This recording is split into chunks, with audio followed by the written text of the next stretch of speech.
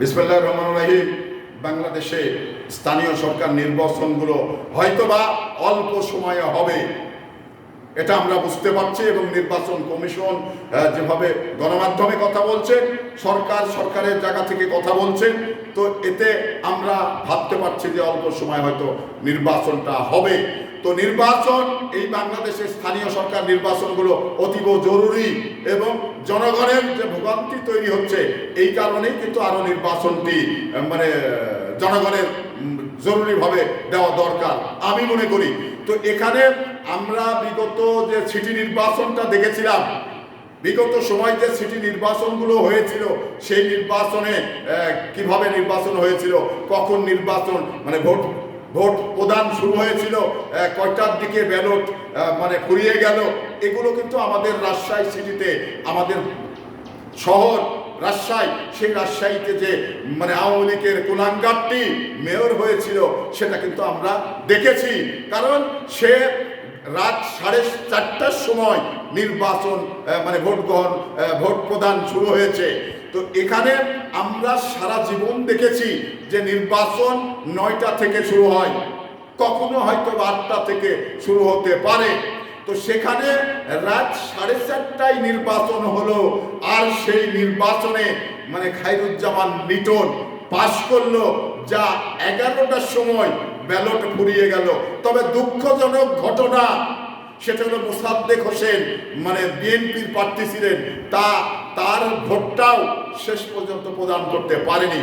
তার ভোট দিতে গিয়ে ব্যালট ফুরিয়ে গিয়েছে, ব্যালট পাইনি।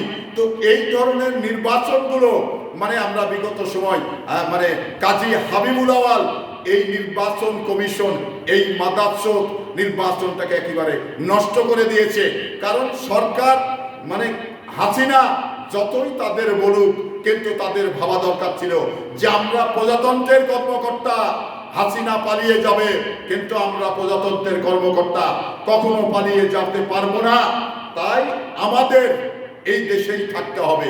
তো এটা কিন্তু তারা বেমালুম ভুলে গিয়েছিলেন, যার ফলশ্রুতিতে আজকে কিন্তু এই কাজী হাবিবুল আওয়াল প্রধান নির্বাচন কমিশন, সে কিন্তু জেলখানায় রয়েছে।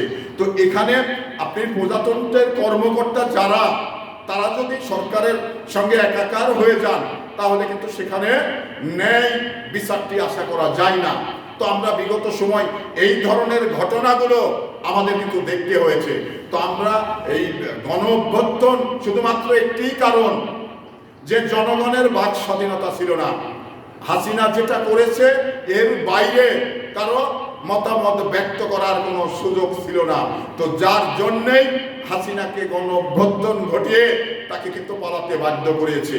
তো এবারে যারা কাজী হাবিবুল আওয়াল এবং ওই খায়রুজ্জামান লিটন, তারা কিন্তু এদেশে নেই, তারা পালিয়ে গেছে। তো যখনই যে অবস্থায় আসবে তাদের নামে মামলা প্রক্রিয়াধীন রয়েছেন, মামলাতে তাকে জেলখানায় ঢুকতে হবে। আর কাজী হাবিবুল আওয়াল উনি আপাতত দৃষ্টিতে জেলখানায় রয়েছে। অন্যায় করলে যে ছাড় পাওয়া যায় না, আইনের কাঠগড়াতে দাঁড়াতেই হয়, এটা নিশ্চিত।